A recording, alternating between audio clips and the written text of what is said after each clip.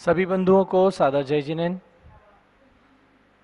मध्याह्न काल में 3:30 बजे पुनः आप सबके बीच में ऐसा अवसर आ जाता है जब आप लोग शाश्वत तीर्थ अयोध्या की चहल पहल अपने घरों में सुनते हैं। बहुत ही सुंदर भजन के माध्यम से आपने अयोध्या के भगवंतों का दर्शन किया और उसके साथ आप देख रहे थे कि मांगी तुंगी में 108 फुट ऊंचे ऋषभदेव भगवान को जन्म देने वाली ज्ञानमती माता जी। ऐसे अयोध्या तीर्थ के विकास में हम सब लोग लगे हैं।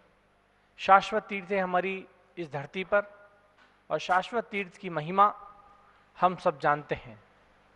शाश्वत अजर अमर, जिसको कोई नष्ट न कर सके, जिसकी महिमा को कोई भंग न कर सके, जिसके विकास को कोई रोक न सके, वो है अयोध्या शाश्वत तीर्थ।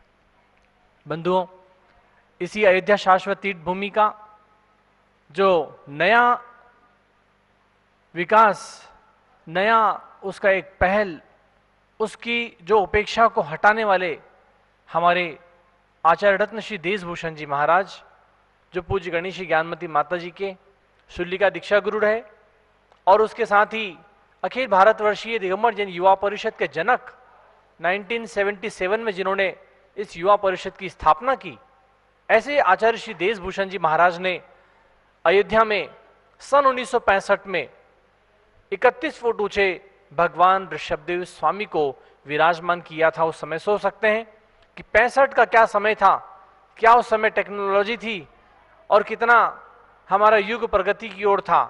उस समय 65 के सन में इतना बड़ा पाषाण, इतने बड़े पाषाण में भगवान बनाना और अयोध्या पहुंचाना, उसको वहां पर विराजित कराना।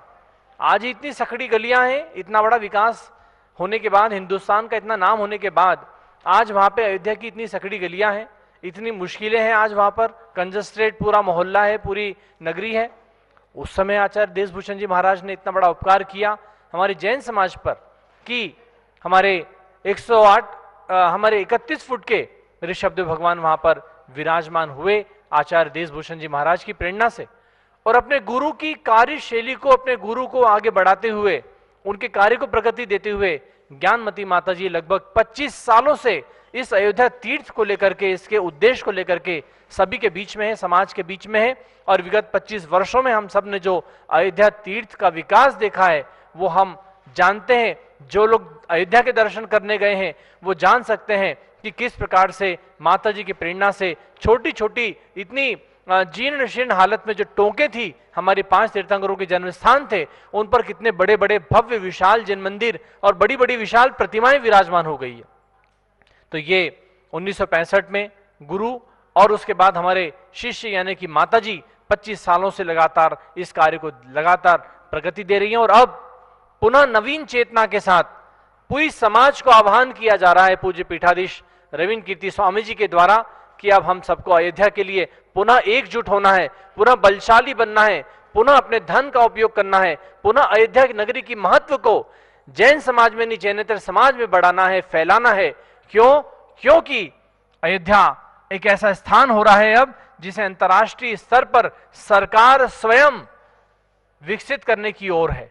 तो हमें भी अयोध्या को विकास करना हमारे लिए परम आवश्यक है। हमारा परम कर्तव्य है कि हम जैन और जैनेतर बंधुओं को बता सकें कि हमारे ऋषभदेव भगवान की संस्कृति, हमारे जैन धर्म की संस्कृति, हमारे 5 तीर्थंकरों की संस्कृति क्या रही है और जैन समाज, हमारा जैन धर्म कितना युगादि धर्म होकर के इस काल में भी हम सबके सामने जिसका प्रवर्तन हो रहा है। तो ऐसे जैन धर्म के विकास कार्य में आप सब लोगों को सहयोग करना है। 30-24 जैन मंदिर का निर्माण हो रहा है। अभी आपके समक्ष केवल एक योजना रखी गई है, आप लोग जिसमें सहयोग कर सकते हैं। 1,11,000 रुपए की राशि, मात्र एक रत्न रखी गई जिसमें एक रत्न प्रतिमा आपके परिवार की ओर से विराजमान की जाएगी और उस रत्न प्रतिमा के साथ में आपके द्रव्य से, आपके देव द्रव्य से जिन मंदिर का निर्माण भी होगा। तो बंधुओं, विशाल जिन मंदिर का निर्माण, 30-24 की रत्न प्रतिमाएं, 720 रत्न प्रतिमाएं जहां विराजमान हो रही हैं, ऐसे विशाल जिनालय में आप सब लोग, ये जिनालय तो बंधुओं केवल एक आपको बताया जा रहा है कि 720 रत्न प्रतिमाएं जिसमें विराजमान होगी उसका एक 30-24 मंदिर बनेगा।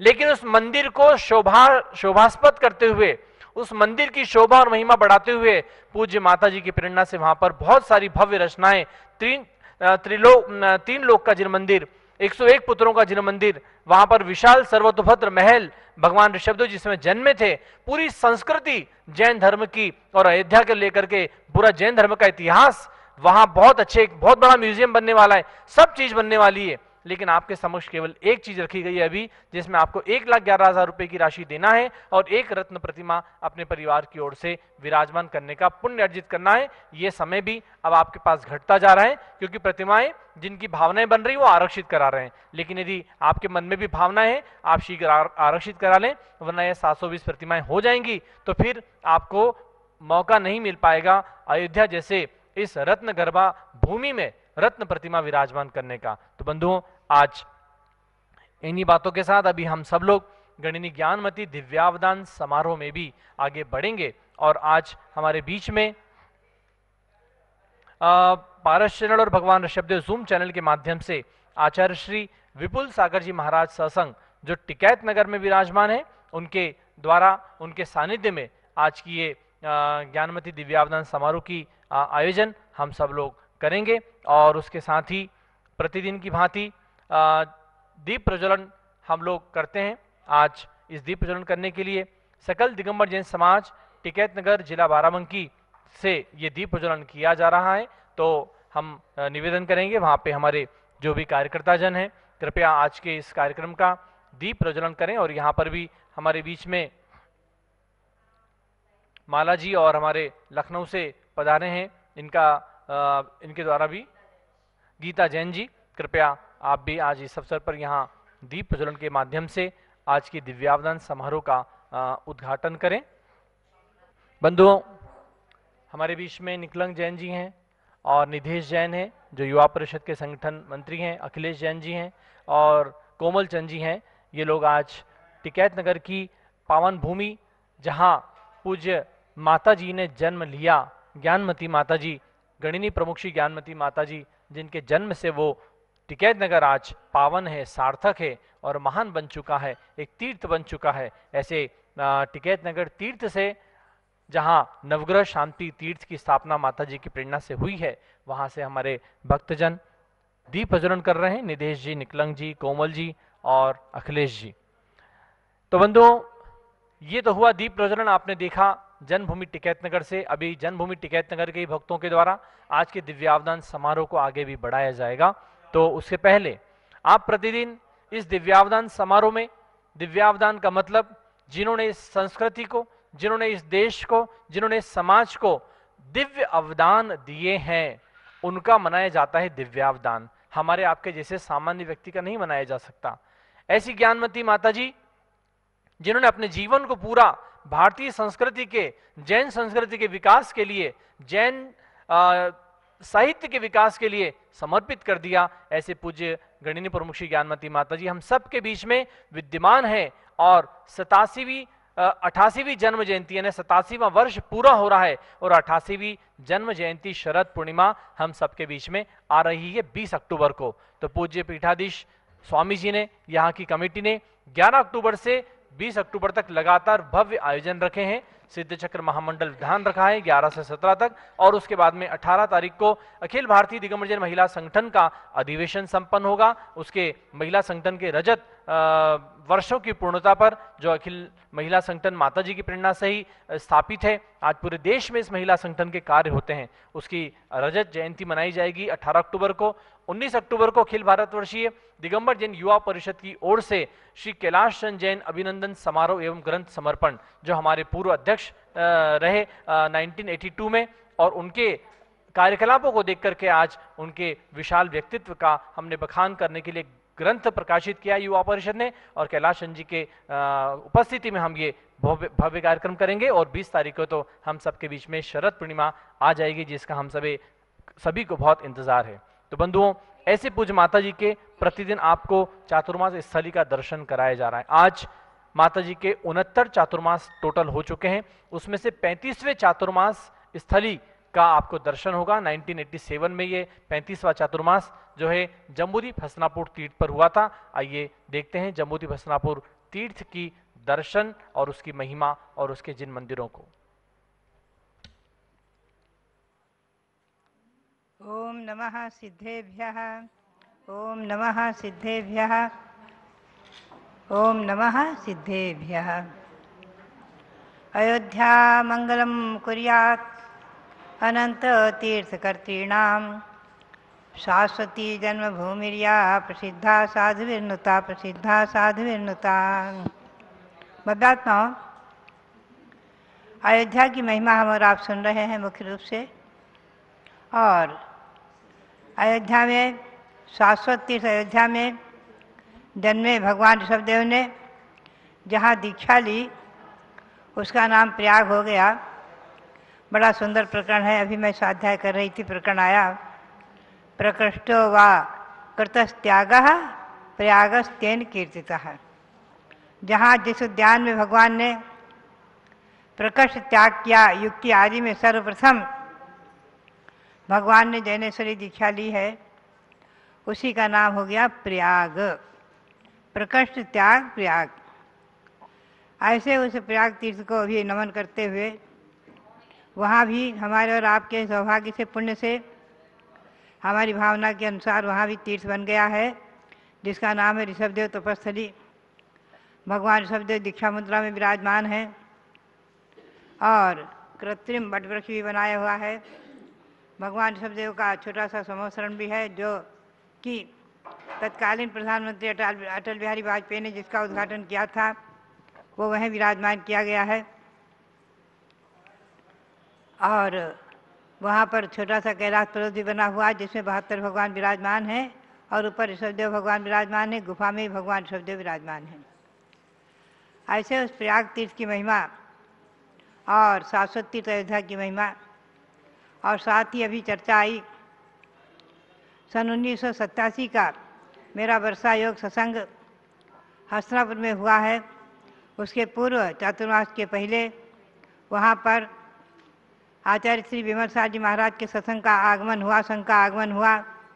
और हमारे संघ के प्रमुख ब्रह्मचारी मोतीचंद, जिन्होंने अपनी दीक्षा के भाव बनाए थे और संघ को विहार करा के लाए थे, वो उनकी छिलक दीक्षा संपन्न हुई। और सन 1987 में उस समय वहाँ 3 मूर्ति मंदिर में भगवान पार्श्वनाथ और भगवान नेमिनाथ विराजमान हुए। उनका पंचकराग प्रतिष्ठा महोत्सव भी सानंद संपन्न हुआ। ये नेमिनाथ भगवान भी बहुत चमत्कारिक 3 मूर्ति मंदिर में विराजमान हैं और पार्श्वनाथ भगवान ये सहस्त्र फणा के हैं, 1008 फणा, बहुत ही सुंदर हैं। काल सर्वयोग निवारक भगवान पार्श्वनाथ। तो बात यही है कि जहाँ तीर्थंकर भगवान जन्म लेते हैं, जहाँ उनके कल्याणक होते हैं, वो तो तीर्थ बन ही जाते हैं। जैसा कि मैंने कल आपको सुनाया था, जिन पतयस तद प्रतिमास्त तदालयास्त तन निषद्धिका स्थानानि ते ताश्च ते च तानि च भवन्तु भवघात हेतवो भव्यानाम। जिन प्रत्यय, जिनेन्द्र भगवान साक्षात विराजमान होते हैं समोसरण में और जिनके पंचकराणक इंद्रगण मनाते हैं, गर्भ में आने के पहले से ही जिनकी पूजा शुरू हो जाती है, माता के आंगन में रत्नों की वर्षा का होना आदि, और माता पिता भी पूज्य बन जाते हैं, नगरी भी पूज्य बन जाती है। इंद्रगण आकर के नगरी की भी 3 प्रदक्षिणा देते हैं, माता पिता की पूजा करते हैं। ऐसे सौभाग्य क्षण जब आते हैं, आप लोग पंचकराग प्रतिष्ठाओं में देखते भी हैं, ऐसे पंचकराग से समन्वित जो तीर्थ हैं, पहले तो जिनेन्द्र भगवान पूज्य, फिर उनकी प्रतिमाएं और फिर उनके मंदिर जिनमें प्रतिमाएं विराजमान है। मंदिर भी देवता है, मंदिर भी पूज्य हैं, मंदिर भी पूज्य माने गए हैं। और अनंतर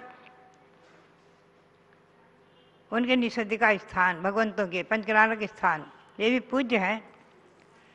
जहाँ भगवान ने जन्म लिया है। गर्भावतार जन्म कल्याणक तो एक ही जगह होते हैं, और भगवान का दीक्षा कल्याणक अयोध्या में न होकर प्रयाग में हुआ, जो अयोध्या के न तो निकट ज़्यादा है न बहुत दूर है, और केवल ज्ञान भगवान का प्रयाग में हुआ। और भगवान ऋषभदेव ने निर्वाण प्राप्त किया कैलाश पर्वत से। ऐसे सब तीर्थ बन गए भव्यात्माओं।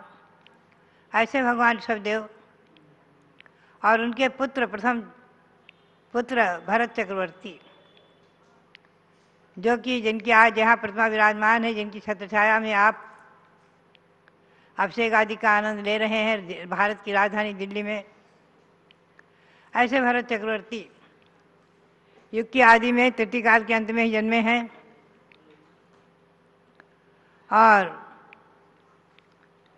सबसे विशेष बात ये रही उनके जीवन में कि ऐसे आध्यात्मिक महापुरुष रहे कि जिन्होंने गार्हस्थ अवस्था में भी आत्मा भिन्न है, शरीर भिन्न है, इस बात का चिंतन करते हुए अपने गार्हस्थ जीवन में 96,000 रानियाँ, संख्यातों हजार पुत्र पुत्रियाँ, पौत्र आदि सब वैभव, 6 खंड का साम्राज्य, 32,000 मुकुटबद्ध राजा जिनके आश्रित, इतना सब कुछ वैभव और उसका संचालन सा और देखते हुए सब कुछ कुशल चक्रवर्ती फिर भी गृहस्थाश्रम में भी विरक्त बना आत्मा का चिंतन करते रहते थे, ध्यान करते थे, सामायिक आदि करते थे।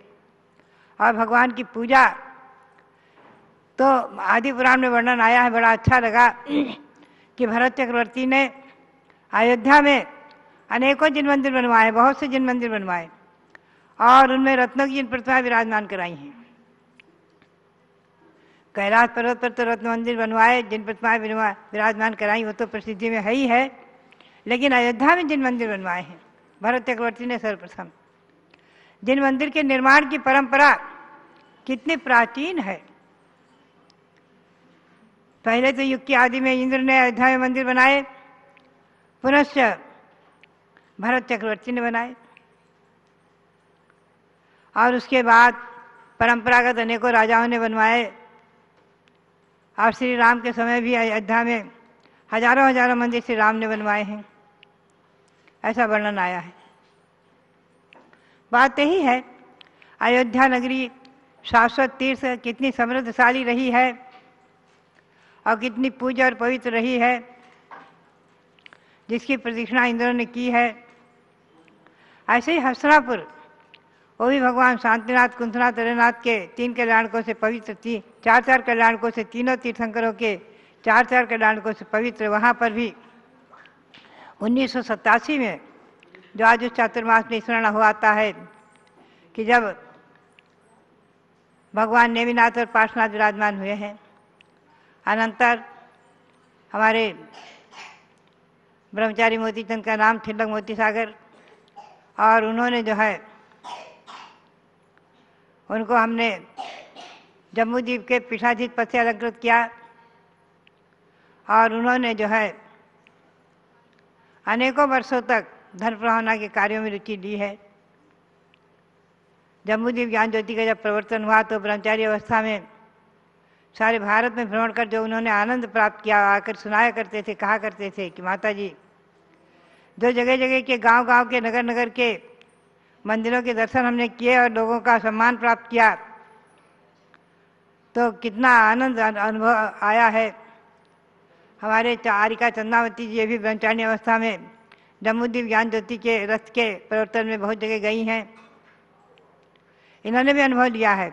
हमारे विजय कुमार प्रतिष्ठाचार्य भी कई बार उसमें छोटे से बालक के रूप में और चंद्रावती जी के साथ में, ब्रह्मचारिणी माधुरी के साथ में जाया करते थे। तो बात यही है कि ये सब धर्म प्रभावना के कार्य केवल गुरु की अनुकंपा, आशीर्वाद, भगवंतों की भक्ति और तीर्थों की भक्ति के निमित्त से मेरी भावना के अनुसार इन हमारे तिलक मोती सागर जी ने और पीठाधीश रविंद्र कीर्ति जी ने संपन्न किए हैं। आज भी वो कुशल शिल्पी की तरह यहाँ भरत की मूर्ति विराजमान करके पंचनाग प्रतिष्ठा संपन्न करा दी भगवान ऋषभदेव की। ह्रीम में विराजमान रत्नों की प्रतिमाएं 24 विराजमान। इतना सुंदर ह्रीम बना, देखकर मन प्रसन्न होता है। तो बात यही है कि मैं कई बार स्मरण करती हूँ कि माता मोहिनी, जिन्होंने अपने संतानों को संस्कारित करके सुना, स्वयं आर्य का दीक्षा लेकर अपने जीवन को पावन बनाया, उनका भी स्मरण हो आता है। तो बात यही है कि ये पवित्र और पुण्य क्षण हमारे और आपके जीवन में मंगलकारी हों। इसी भावना के साथ अभी टिकैत नगर में जो विराजमान है महाराज आचार्य श्री विपुल सार जी महाराज, आचार्य श्री भद्रसाहू जी महाराज, उनके भी आप दर्शन करेंगे जूम चैनल के माध्यम से। और टिकैत नगर के मंदिर का भी दर्शन करेंगे, जो कि हमारे जीवन में जो मंदिर वरदान बना, जो भगवान पार्श्वनाथ की प्रतिमा हमारे जीवन में बहुत ही आश्चर्यकारी चमत्कारिक रही हैं, जिनके बारे में मैंने अनेकों बार आपको बताया है। ऐसे पार्श्वनाथ भगवान को, टिकैत नगर के पार्श्वनाथ भगवान को नमन करते हुए और आचार्य महाराज को भी नमन करते हुए आप सबके लिए बहुत बहुत मंगल आशीर्वाद, बहुत बहुत मंगल आशीर्वाद।